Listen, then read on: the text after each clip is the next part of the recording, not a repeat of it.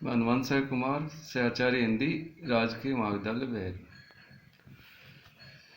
BA भाग प्रथम हिंदी साहित्य के सभी विद्यार्थियों का इस ऑनलाइन कक्षा में हार्दिक स्वागत है।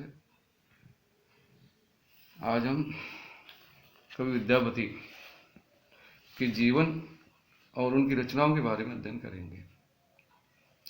जैसा आप जानते हैं, विद्यापति आदिकाल के कवि हैं और हमारे पाठ्यक्रम में एकमात्र आदिकालीन कवि हैं। उनके जीवन के बारे में ठीक कहा नहीं जाता। कब उनका जन्म हुआ है, कहाँ के रहने वाले थे और कब उनकी मृत्यु हुई है।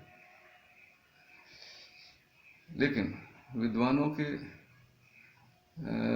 मत के अनुसार अगर हम इन निष्कर्ष पर पहुँचे और उनकी तिथि निर्धारित कर दे तो थोड़ा सा उनका जो जीवन है व्यवस्थित ढंग से हम अध्ययन कर पाएंगे।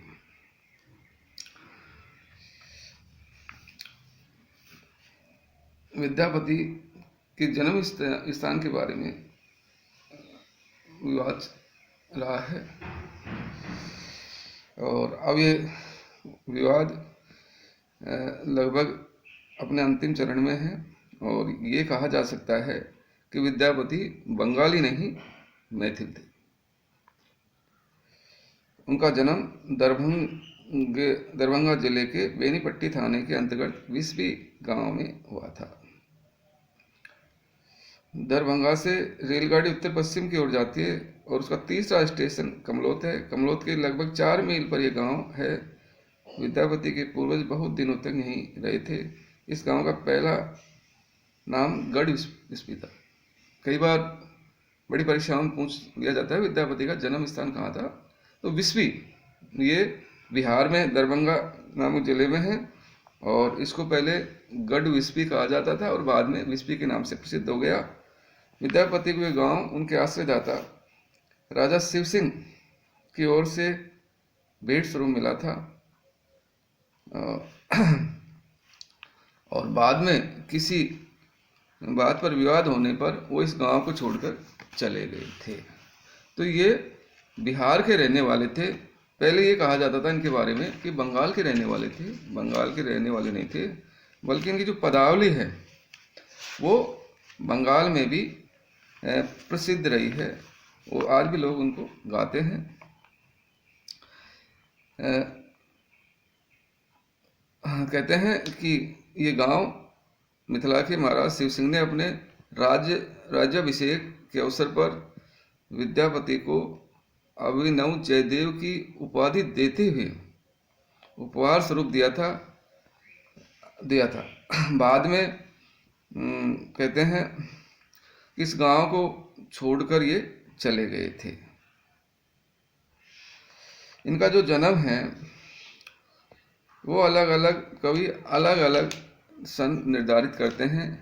डॉक्टर नगेंद्र नाथ गुप्त 1358 मानते हैं, रामवृक्ष बेनीपुरी 1350 मानते हैं, पंडित हरिप्रसाद शास्त्री 1857 मानते हैं, बाबूराम सक्सेना 1357 मानते हैं और रामनाथ झा और शिवनंदन ठाकुर, डॉक्टर सुभद्रा झा और जयकांत मिश्रा आदि 1360 विद्यापति का जन्म मानते हैं। अधिकतर विद्वान 1360 ईस्वी में इसका जन्म मानते हैं और मृत्यु के बाद में भी इसी तरह का विवाद है। लेकिन 1448 या 49 में इनकी मृत्यु हुई बताई जाती है। मृत्यु के समय ये 87-88 वर्ष के रहे होंगे, ऐसा इनके संबंध में माना जाता है। तो आचार्य रामचंद्र शुक्ल ने इनको फुटकर खाते में रखा है। अमीर खुसरो और विद्यापति को फुटकर खाते में रखा है। वे उनको आदिकाली कवि नहीं मानते थे। डॉक्टर नगेंद्र इनको भक्तिकाल का कवि मानते हैं। लेकिन इनकी जो रचनाएं हैं वो हिंदी के प्रारंभिक काल की रचना है और जिस तरह की इन्होंने गीति का परंपरा हिंदी साहित्य में चलाई वो इनकी बहुत बड़ी उपलब्धि है। इस तरह का वर्णन है और इनके संबंध में बहुत सारी बातें हैं, वो उनका हम अध्ययन करेंगे। इन्होंने कुल 14 ग्रंथ लिखे हैं। इन्होंने कुल 14 ग्रंथ लिखे हैं और जिनमें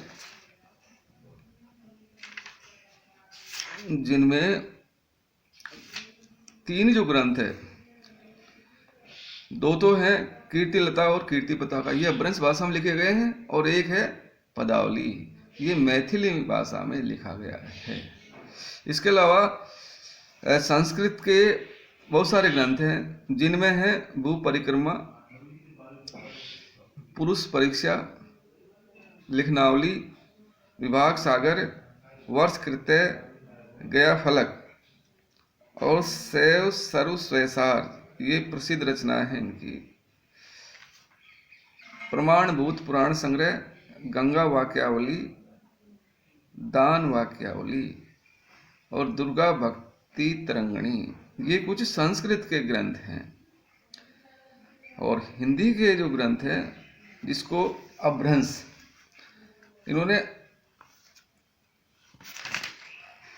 अपभ्रंश को अवठ भी कहते हैं। तो 2 ग्रंथ तो इनके अपभ्रंश में लिखे गए हैं, जिनमें कीर्तिलता और कीर्ति पताका। कीर्तिलता इनकी जो पहली रचना मानी गई है, और ये जो रचना है, इसमें महाराज कीर्ति सिंह का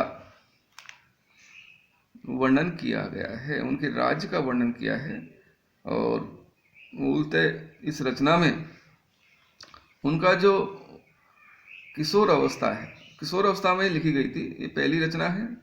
जब वो 20-25 के रहे होंगे, तब ये रचना लिखी बताई जाती है। कीर्तिलता में महाराज कीर्ति सिंह के राज्याभिषेक, युद्ध आवरण, विद्य विजय आदि का वर्णन है। उनकी वीरता, उनकी दानशीलता और शासन की कुशलता आदि का विस्तार पूर्वक इसमें वर्णन किया गया है।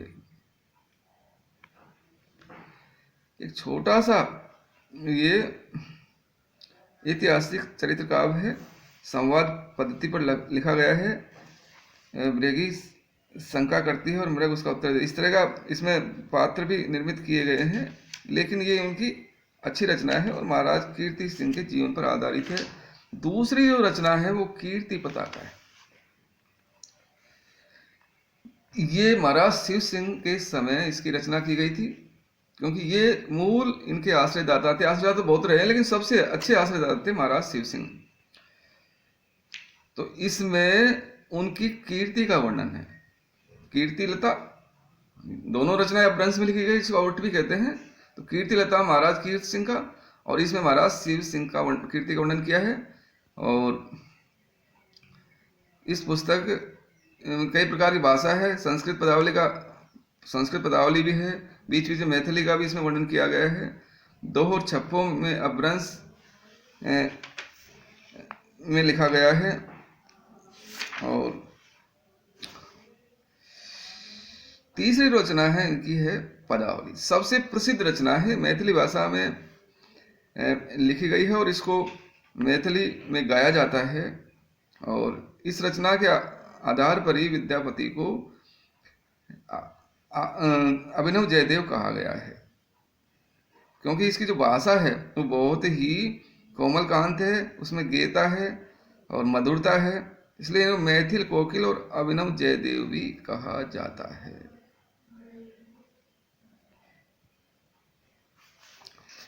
तो सबसे प्रसिद्ध रचना है विद्यापति की पदावली है। विद्यापति की पदावली है और इस रचना के कारण ये बहुत ज्यादा प्रसिद्ध हुए हैं।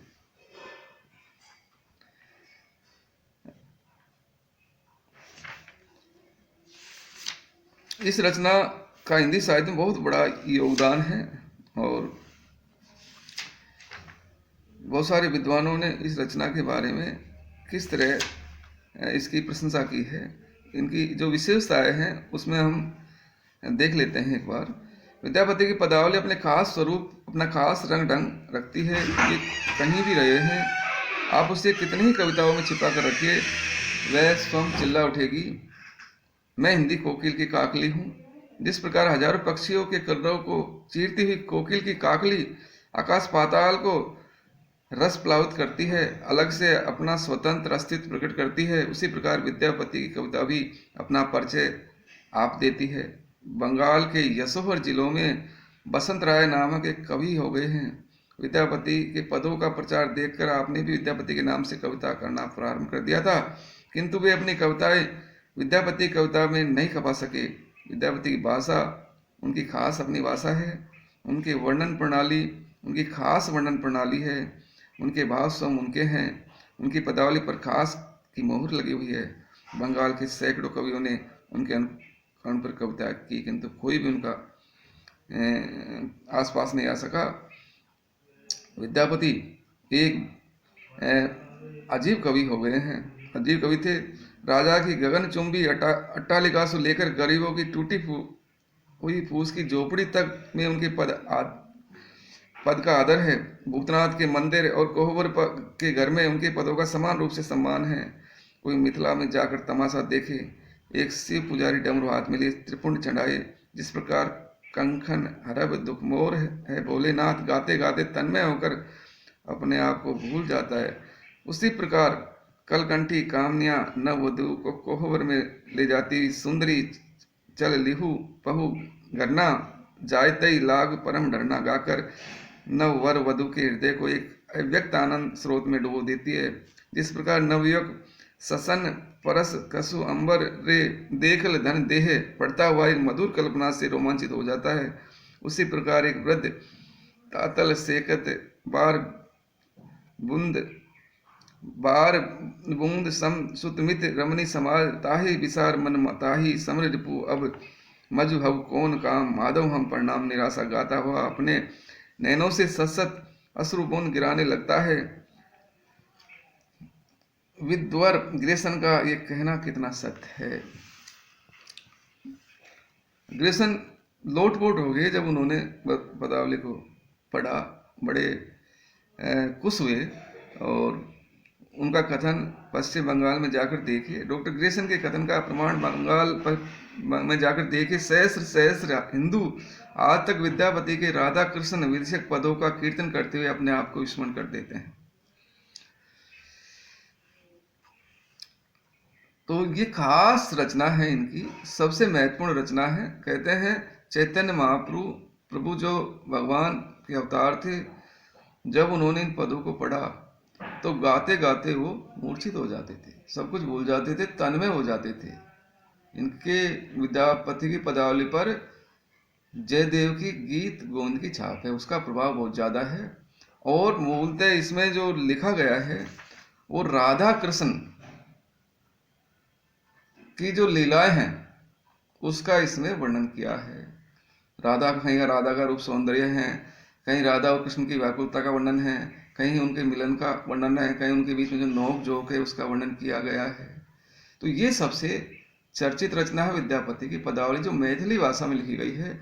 और इसके अलावा आचार्य रामचंद्र शुक्ल ने, जैसे मैंने बताया कि वो आदिकाल कवि नहीं मानते इनको, लेकिन इनका आदिकाल में ही अधिकतर विद्वान इनको आदिकाल कवि मानते हैं, चाहे सन बाद में इन्होंने रचना की हो, लेकिन इनकी रचना की जो विशेषता है वो आदिकालीन जो हिंदी साहित्य है उसकी विशेषताएं हैं, कविता की विशेषताएं हैं। इनके जीवन के संबंधी 2-3 घटनाएं हैं। एक तो कहते हैं कि ये आंसू कवि थे, वो देख कर ही कविता कर लेते। 2-3 घटनाएं हैं। तो एक तो कहते हैं मूलतः इन्होंने जो अपने काम में लिखा है वो राधा कृष्ण के ऊपर लिखा है। उनकी भक्ति जो पढ़ने वाला जिस रूप में देखता है उसी रूप में वह उसकी अनुभूति करता है, ये इनकी बहुत बड़ी विशेषता है। कहते हैं कि ये मूलतः शिव भक्त थे, लेकिन इन्होंने कृष्ण के ऊपर लिखा है। कई बार परीक्षा में पूछ भी लिया जाता है कि विद्यापति किसके उपासक थे, शिव के थे या विष्णु के थे या कृष्ण के थे। तो ये मूलतः शिव थे, शिव के उपासक थे। और इनकी भक्ति को देखकर भगवान शिव इन पर मुग्ध थे। एक दिन एक अपरिचित बनकर वो इनके निकट आते हैं और कहते हैं मुझे आप अपनी सेवा में रख लीजिए। विद्यापति ने उनको रख लिया और उनका नाम पूछा तो उन्होंने अपनी तरफ से उनका नाम उगना या उदना रख लिया। ये स्वयं महादेव जी थे, भगवान शिव थे, जो इन उदना नाम से कहते थे। उगना इनके यहाँ रहने लगा, सदा इनकी वो सेवा करता था। और एक दिन विद्यापति कहीं जा रहे थे, साथ में उनका वो सेवक जो भगवान शिव के रूप में थे वो साथ में थे। उन्होंने जंगल में जा रहे थे, उनको प्यास लगी, ग्रीष्म का समय था, तो उन्होंने कहा भाई मुझे प्यास लगी है उगना, कहीं से एक लोटा पानी लाओ। वो भीड़ जंगल था, वहाँ पानी कहाँ था। ऐसे में वो गए और एक लोटा पानी लेकर आ गए। और जब विद्यापति ने उस पानी को पिया तो बहुत ही शीतल वो पानी था। तो उन्होंने पूछा भाई तुम्हें पानी कहाँ से लाए हो? तो कहा यहाँ पास में एक कुआं था, कुएं से लाया हूँ। तो विद्यापति ने कहा कि ये जो पानी है ये कुएं का पानी नहीं है, ये तो गंगा का पानी है, और तुम सही से बताओ ये पानी कहाँ से लाए हो? तो विद्यापति ने जब ये कहा कि नहीं तुम झूठ बोल रहे हो, ये पानी तो गंगा जल है, तो गंगा का पानी है, तब उस उगना ने अपना वास्तविक जो स्वरूप था उसको प्रकट किया। और सो विद्यापति ने भगवान शिव को देखा तो और कहा तुम मेरे उसको बड़ी ग्लानि हुई, क्योंकि भगवान शिव ने अपनी जटाओं से पानी लिया था, जहाँ उनकी जटाओं में गंगा है। तो उन्होंने कहा मैं तुम्हारी भक्ति पर प्रसन्न हूँ और मैं तुमसे अलग नहीं रहना चाहता, किंतु एक प्रतिज्ञा करो, कभी ये बात किसी से तुम कह दोगे तो मैं उसी दिन अंतर्ध्यान हो जाऊंगा। एक बार किसी बात पर उनकी जो पत्नी थी वो बिगड़ गई, और बिगड़ के आ गई, कोई सामान लाने के लिए कहा था, उसमें उनको देरी हो गई, तो ब्राह्मणी बिगड़ पड़ी। ज्यों ही निकट आई तो वो चिमटा लेकर उनमें टूट पड़ी, और विद्यापति देखकर चिल्ला उठे, हाँ ये क्या कर रही हो, ये तो भगवान शिव है। उसी क्षण उगना अंतर्ध्यान हो गया और वो बहुत दुखी हुए, विद्यापति बहुत दुखी हुए। ऐसी एक अंतर कथा और है इनके बारे में। जब ये इनका अंतिम समय आया, जब ये मरणासन्न थे या मरने की स्थिति में थे, तो इन्होंने कहा कि मैं गंगा का सेवन करूंगा। गंगा का सेवन का अर्थ है जल समाधि लेना। तो इन्होंने कहा मैं जल समाधि लूंगा। तो ये उधर को मिथिला में या उधर को बिहार में आज भी ये प्रथा प्रचलित है, जब आदमी जब वृद्ध हो जाता है तो जल समाधि ले लेता है, गंगा में जाकर समाधि ले लेता है। कहते हैं इनकी जब मृत्यु निकट आई तो ये चले गए, लोगों से विदा ली, अपने परिवारजन से विदा ली और गंगा सेवन के लिए चले। गंगा सेवन की प्रथा मिथिला में आज भी प्रचलित है। गंगा यात्रा के अवसर पर ये अपने पुत्र और को बहुत कुछ उपदेश दिया। उन्होंने 3 बातें मुख्य रूप से बताई कि एक तो लोक रंजन करना, समाज लोक रंजन का अर्थ है लोगों का मनोरंजन करना, लोगों को प्रसन्न करना, लोक रंजन ऐसा काम करना कि लोग आपके कार्य को देखकर प्रसन्न हो जाए। दूसरी कहा कि अगर कोई अतिथि आता है तो उसका सत्कार करना, उस अतिथि सत्कार में चूकना नहीं। और तीसरी बात बताई दूसरे की स्त्री को अपनी माँ के समान समझना। इस तरह विद्यापति ने अपनी जो कुल देवी थी विश्वेश्वरी उसकी पूजा की और अर्चना अनुमति मांगते हुए चले गए और कहा माँ अब मैं गंगा जा रहा हूँ, जन्म वर्ष शिव की आराधना की है, अब मुझे विदा दो। और घर पर सभी को संतोष दे पालकी पर छंडकर ये विद्यापति गंगा की ओर चले। रास्ते में जब गंगा कुछ दूर पर थी तो अपनी पालकी उतरा ली और कहा, इन्होंने एक अभिमानी भक्त की तरह कहा कि मैया मैं इतनी दूर से तेरे निकट आया हूँ, क्या मैया मेरे लिए 2 कोस आगे नहीं बढ़ आओगी? रात बीत गई, दूसरे दिन लोग दृश्य देखकर चकित रह गए। गंगा अपनी धारा छोड़ 2 कोस की दूरी पर पहुंच गई थी। अभी तक उसी स्थान पर गंगा की धारा टेढ़ी नजर आती है। उस स्थान का नाम मऊ वाजिदपुर है, ये मुजफ्फरनगर जिले में है। यहाँ विद्यापति की मृत्यु हुई, इसकी चिता पर एक शिव मंदिर की स्थापना की गई। ये शिव मंदिर आज तक विद्यमान है। तो इनके जीवन से संबंधित बहुत सारी किंवदंतियाँ भी हैं। ये प्रसिद्ध भक्त थे और इनकी जो पदावली है या इनके पूरे योगदान के बारे में राम वृक्ष बेनीपुरी ने कहा है कि जिस कविता की माधुरी पर मुग्ध होकर महाप्रभु चैतन्य देव गाते गाते मूर्छित हो जाते थे, जिस कविता की खूबियों पर विदेशी विद्वान ग्रेसन लोटपोट थे, जिस कविता के एकमात्र आधार पर मैथिली बोली आज कलकत्ता विश्वविद्यालय में पढ़ाई जाती है, हिंदी के जयदेव, मैथिली कोकिल विद्यापति की उस कविता को, उस कोमलकांत पदावली को आप उपेक्षा की दृष्टि से देखिए। हिंदी में क्या नहीं है, सूर्य हैं, चंद्र हैं, तारे हैं, एक नवीन नवमंडल भी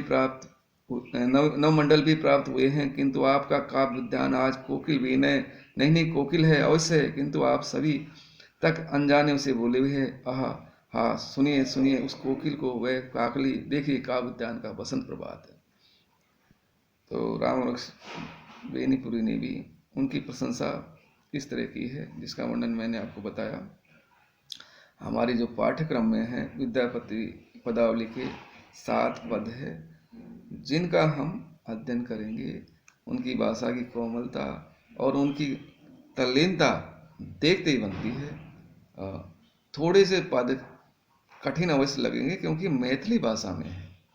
ये हिंदी का प्रारंभिक जो रूप था उसमें इसका वर्णन किया गया है, और इस परंपरा का जब श्रृंगार भावना या भक्ति भावना जैसी भी थी उसका श्री गणेश विद्यापति ने हिंदी साहित्य में किया था। इनका बहुत बड़ा योगदान है।